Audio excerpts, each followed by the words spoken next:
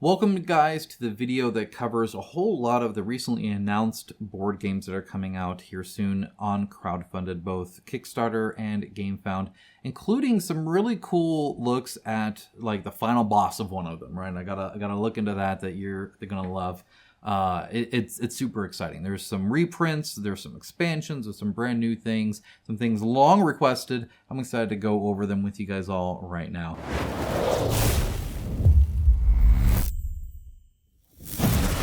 Now, if you're wondering about what's available currently to you, well, then I'll link down to my news video I just did recently. I did decide to split this up because it is a bit of a bigger one. I want to be able to dive a little bit deeper into these just to kind of talk through them, especially as things come out, so that you can kind of make a good judgment call on where your money ends up going. Because sometimes you might want to hold off on one if another better, shinier one for you is coming up here soon. So that being said, when it comes to soon, some of these don't have dates. Some of them are towards the end of the year. Either way, now you'll know they're coming up. So happy to share. And again, if you find this video helpful, a like does help. Obviously, subscribe to see videos just like this. I do talking points, I do unboxings, I do reviews, I do opinion pieces, I do news, all that kind of stuff. So if you're into these kind of games, hopefully I can help you out here. All right, now starting things out with Heroes of Might and Magic 3, the board game. We all win on that one, so that's fine. But we also knew this was coming. Stronghold, Conflux, and Cove expansion. So these are ones that were highly requested that didn't come out. It kind of reminds me of the DLC for Bloodborne that come on, never supported, where everybody's like, hey, what about this here? It's a gap in the IP. And then, same thing here, right? Where it's like, oh, look, this is something that we were expecting, and here it is. This is by Archon Studio, of course. This was just recently announced. At the time of recording, really, and they already have 1,000 people plus following. I'm sure that will keep going up. And again, everything will be linked down in the description below too, of course. So, Heroes of Might and Magic 3. The board game is back, so don't pay scalper prices for it. You can get it here, and normally they do early shipping on stuff that they don't have to develop anymore. They'll print it and ship it in a separate way for you, so you can get swift shipment on that too. So again, don't be prowling eBay necessarily for it.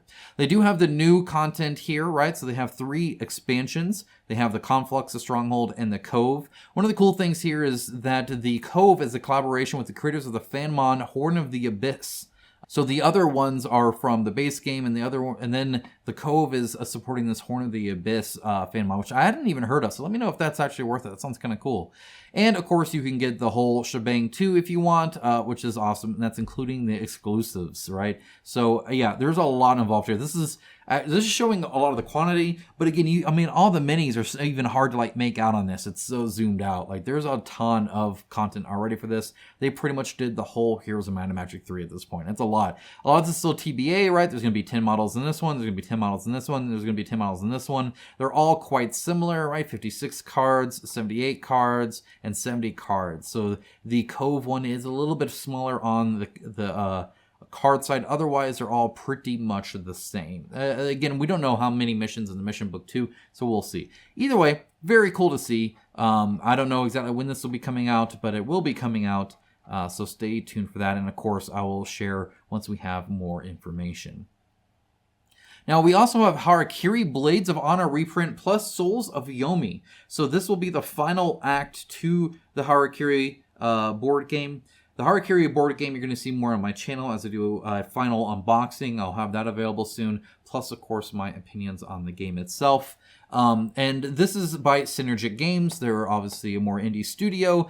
Now, they actually have some information on this. So before I dive into this anymore, let me go ahead and load this up here, because one of the things they talk about, and then I'll show an exclusive miniature of it as well. So is the shipment status, right? So most of you guys, of my viewers, are in the US, but you can see all of them here. But for the US, it'll be June 22nd when it sends out. They don't know the estimated arrival date quite yet. So it's very much coming now, which means why announce this before receiving the game? Well, 2 things. First of all, they included it in the GameFound big announcement that announces quite a few different campaigns, so more eyes on it. It helps that way. But additionally, and this is kind of cool that they actually stated this, right? So if we scroll past all of that, again, I'll show that in a little bit here.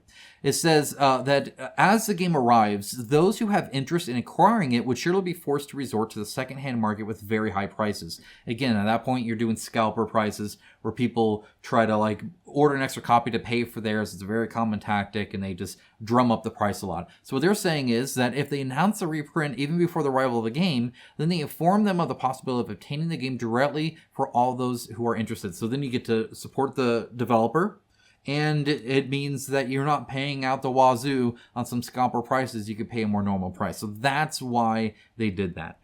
Now, coming back to this, let's go ahead and take a look at it. So this will be Q4 2024. So again, a few months out. That being said, Q4 isn't as far away as it used to be, right? I mean, we're almost in July here, guys. So this year has gone quick, that's for sure. You get a free exclusive set of 8 legendary equipment cards if you follow. Again, we don't know what those are, but it'll be 8 legendary equipment cards, which is actually quite a bit. I think that's a pretty high package here. There is something a little bit from me, which, yeah, I was definitely hyped for this one. And then the game rules also has some feedback as well there. But really, why back now? They actually showed this pretty good. Astonishing components by great artists. Again, this great artist point is pretty much a selling point now when it comes to these campaigns and games. You know, I was talking about Grim Coven and Awakened Realms' use of AI earlier in my last video. Same kind of thing here, where it's like, once you see like actual human art, it almost makes you more appreciative now than ever before. Artists have, you know, been shafted for years when it comes to, you know, getting their dues, and it's almost even more so now. So I think it's kind of cool that the number one selling point of here, like the first thing they back is, look, this is a quality product made by real people, and that's like a huge win for that. I will say, that's a quick aside, when it comes to board games, when it comes to buying these physical products, I think we value that a bit more, the human creation part of it, right? Because unlike video games or unlike digital media, you know, web comics, all that kind of stuff, right? Beyond all the digital stuff that we consume, we're specifically buying physical products, expensive physical products, because it's way more expensive to build it, manufacture it, and then ship it to your door. And so when you're handling real physical portions of this, it's nice to have the real thing, right? I think it's why a lot of times the IP games that use the IP art, right, like a video game art or something like that, we don't like it as much. Even though it's on a physical card, we want an actual like artist representation of it. It's a very interesting thing. Probably worth diving deeper into at some point around the physicality of the actual product that we use and how much then we value the artistic nature and human nature involved in that. But very cool to see. Either way, this is highly praised immersive cooperative gameplay for up to 4 players, and it will never be available in retail. So they said it there, never available in retail. So FYI, this is kind of the only way to get it. They will have some copies in their store. I'll link down to that in the description below as well. However, that is obviously quite limited. But if you don't want to wait, you are interested, you can go to their store even before this reprint to get the current stuff and then just get the new stuff in there if you like it. But yeah, either way, quite a bit there. As you can see, 67 game sessions and a 14 plus age rating, which is just standard on that, right? 42 unique models and 100 plus miniatures. I think it's cool they add the unique models so you know how many copies there are. They do have an unboxing here. Feel free to check it out, but I'll have my own in-depth unboxing here soon. And now the new final act with the Yomi pledge. And so you get this expansion free with the Game Found pledge. It's about €25 in the late pledge. So if you back there, then you get this Souls of Yomi Final Act plus Emma expansion. The Emma expansion is kind of the extra bit there. We'll find out more about that later. But here's this guy here, Judge of the Yomi, 4.8 inches, so he's 122 millimeters. So he's a big bad guy for sure, and I think it looks super cool. Otherwise, they do have a photo gallery of some of the actual components and stuff, so you can see kind of how nice the game actually came out. There's real components there, which is pretty darn cool. Now, here is the art of the guy I'm sharing. So you'll see this later on, but for now, this is just on this video, so hopefully you enjoy that. I didn't ask for it, by the way. They just wanted to give me something to show you guys because they enjoy kind of divvying out the information and spreading it out more that way. So yeah, anyway, he looks super cool. Now, I do have a video, like a round thing of the sculpt, so you'll see that on the screen right now. And that, again, is the actual model. From what I can tell, it'll translate very well to the physical game. And if their current iteration of Harakiri is anything to say, it'll come out beautiful in its final production plastic. So super excited to see him there. I really love the whitish skin on his art, and then kind of the reddish hair and flame sword kind of thing he's got going on there. Even his clothing has like some reddish hue to it, so it very much looks very cool. That white and red combo I think is awesome. I think he looks pretty darn neat. So yeah, definitely excited for that. Harakiri, again, it's a win for me. The gameplay was really fun. The theme is super cool. It's just, I really enjoy it. So I'm excited for this one, for sure. But again, won't come out till later. They're just letting you know right now, hey, it's coming. Next up, we have Valheim, the board game. This is by Mood Publishing. A lot of people are going to be excited about this. In fact, again, brand new announcement. Still 2,600 people are already following it. And there's almost no information. They show one miniature here, and that's pretty much it. Follower gift to be revealed. So there will be a follower gift. They haven't even determined what that is yet, which is kind of interesting. One of the things I want to say on this, I'm excited. I like the idea of it. It's actually a video game. That's why it's Valheim the board game. So it's based on an IP. I think when announcing these, it is kind of better practice, in my opinion, to show that it's an official product, because it hasn't always been the case historically, and it's just good to know. So if you click on the FAQ here, it'll say there's nothing, but one of them should be, is this an officially product, licensed product, in which case I'm sure it is. I'm not saying Mood Publishing isn't. I'm just saying it's good to put that down and just say, hey, FYI, right? So either way, not a whole lot of information here, but it will be coming out here. Yeah, it should be pretty cool. It'll be a co-op board game, 1 to 4 players, where you're just gonna have to survive and get all that stuff and build and whatnot. So there's a lot of stuff there. And bosses will be revealed along with much more content. So that'll be coming up here soon. All right. Next up, we have Jim Henson's Labryinth, the board game, a 40th anniversary collection. Now, this is kind of interesting, and you guys are going to have to let me know the historical portion of this. First of all, 40th anniversary is wild. Wow, that's been 40 years. That's crazy that it's been that long. So experience the magic with a unique game collection. This has multiple games in it. It has an exclusive humongous expansion and an all-new mini game. So they have, for instance, this guy here with the removable helmet, which is kind of fun. It'd be interesting to see how that actually fits, if it looks that nice on or if it looks very different. I'm suspecting it ought to be pretty okay. So I think that's cool. Here's another exclusive miniature, and you'll unlock more sculpts during the campaign. So there will be more.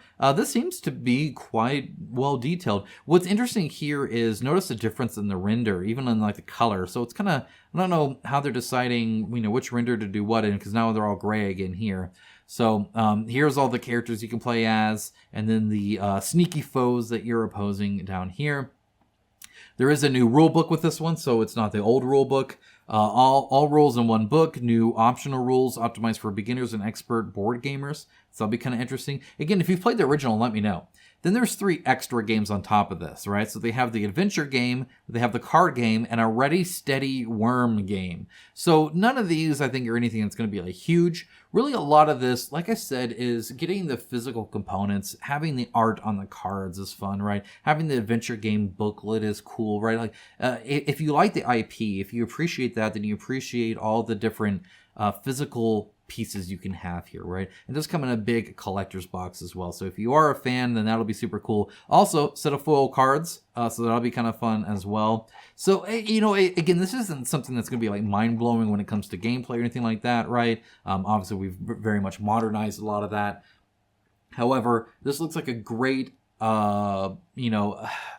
celebration of the IP. And this is by Mantic Games. They do a lot of IP related stuff, and from what I can tell, they do the IP justice too. So it'll be very cool to kind of see this, I think. And now you'll have one big box to be able to kind of show off on it. And it looks like the top of it, if that fits in a Calyx shelf, I know a lot of you guys are going to be displaying that. So that'd be pretty cool.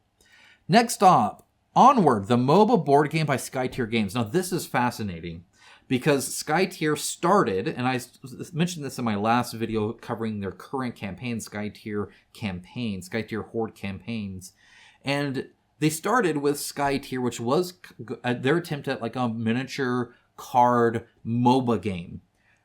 They're doing it again, but they've even gotten rid of the Skytier name and only labeled it Onward. Very interesting to see that, I think. Very interesting move, I would say. They do have a free gift, right? So you do have the Ultimates promo pack, and Win with Style. So what all is involved in that? If you click here, you can just see some little art there. So yeah, not a whole lot of information yet on that. But essentially what this is, and again, this isn't coming out again for a while. Right now they have their current campaign, but they took Sky Tier and essentially made it better, where it's really a 2.0, not a 1.5, and that's why they did the name change. So they have here what was added compared to Sky Tier, what was kept, and then what they removed. So there was a lot of that. A lot of it is just streamlining, right? Which is kind of cool. And then they have a whole lot of information here. You can go ahead and read about it. But I do think it's interesting that they got rid of the Sky Tier name. I think it was necessary to differentiate it from the original Sky Tier. Otherwise, people might think, oh, this is a 2.0, and they don't necessarily want it to view that way. But at the same time, that's been their IP. So to just have Onward be it, I'm almost surprised it's not like Onward, a Sky Tier game or something like that, right? Kind of like the Zombicide, or to be like, oh, here's the thing, a Zombicide game. Just to keep that IP going. I don't know. Curious your thoughts on this, I suppose. But either way, I think it's great. If they've iterated on it, they've improved as game developers and really tried to do this justice. And they've really built a good following with the card game that they've been doing with Horde.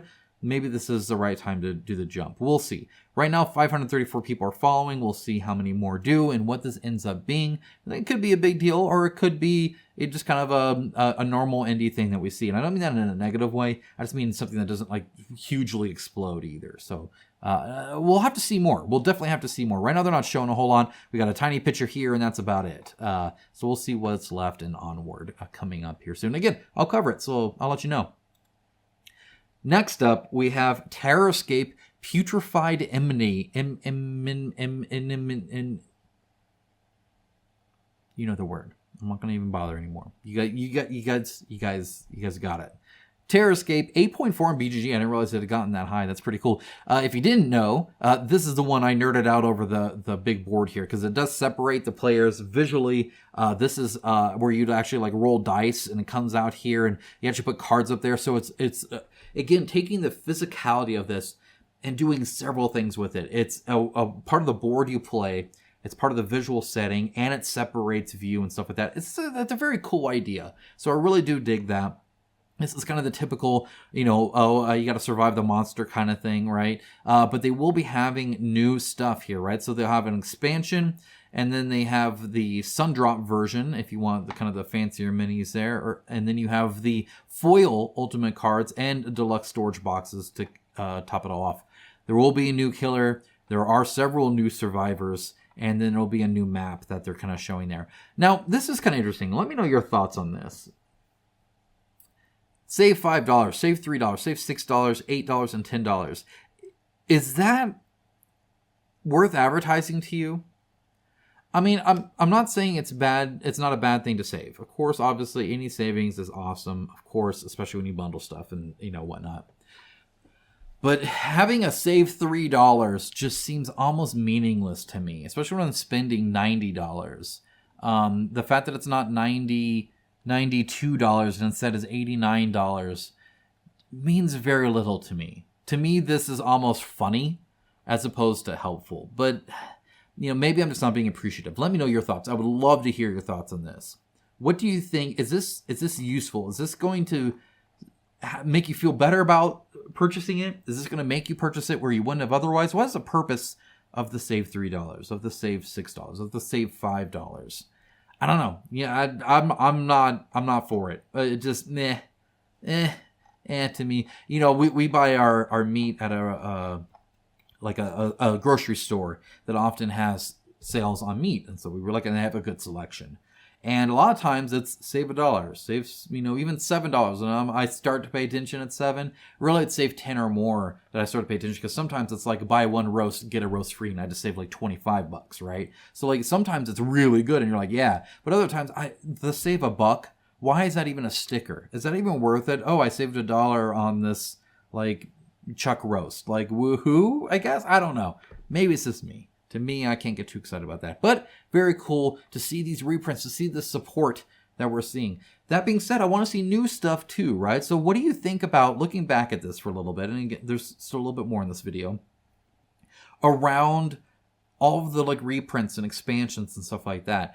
I love the support, but at the same time, I don't want us to become placent with what we have, right? When it comes to like making new things. Expanding what's existing is cool, but I also want to see new and exciting things that are wholly new, though that is riskier, and that's kind of the problem there.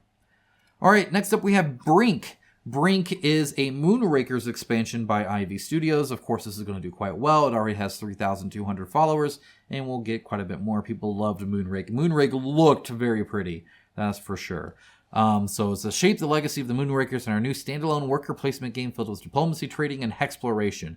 So most of those words don't excite me, but I know it's pretty. I know you guys will be interested. A certain segment of you will. So I want to let you know this is coming up. In fact, this is coming out July 2nd.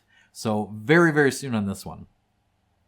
Now, finally, we do have an update talking point I wanted to talk about. When it comes to supporting old stuff, Star Wars X-Wing and Star Wars Armada are going to be no more. So Atomic Mass Games, if you don't recall, they've been the unfortunate victim of Embracer along with everybody else because of Asmodee and stuff like that. And really, they got saddled with a whole lot of debt. Just kind of dumped it on them. And because of that, right, they mention rising production costs, true, global manufacturing, and pandemic-related challenges. I think that's what they're lumping all the debt that they were loaded on. Have made it increasingly difficult to produce high-quality, pre-painted miniatures, which ultimately led to the decision to end development. So there will be, Asmodee posted saying that there is a limited supply that they'll still be selling, but otherwise they're not going to be selling anymore either. So if you wanted some stuff, now's the time to get it. The last thing that they'll be supporting is the Open World Championship at Adepticon in March 2025. After that, probably no more. Now, Asmodee was quick to point out, Legacy and So Asmodee was quick to point out their existing stuff, Shatterpoint, Legacy, stuff like that. So they're still using the Star Wars IP as much as they can. What's kind of interesting here to me is that they mentioned that, hey, it's really difficult to produce high-quality pre-painted miniatures. And so I think they're dropping the pre-painted, right? But they didn't mention if they're dropping the high quality or not. Like saying, hey, it's hard to produce nice stuff, but here, buy our new stuff. Does that mean it's not nice? Do you know what I'm saying? Like, it doesn't read well. I don't think it's the most well-worded thing. I get what they're saying, but I also know what they wrote, right? So it's kind of a sucky situation, I suppose. One of the nice things about board games, and I've said this often, if you're big on playing randoms out there, then it sucks, right? Because you really have to stay standard, right? So when it comes to like Friday Night Magic, when it comes to like Warhammer tournaments, right, stuff like that, you really have to like stay up to date and have that support, or it just goes away.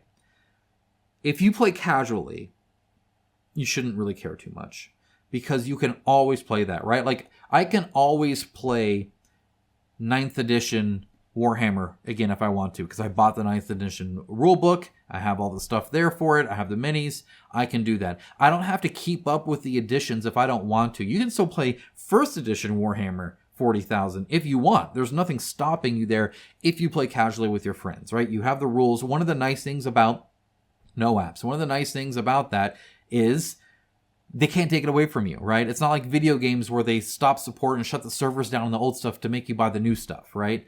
That's not the case here. Whereas, once you get too digital, often that's the case companies will do to, get you to buy the new one. But yeah, there's nothing stopping you from continuing to enjoy X-Wing and Armada casually.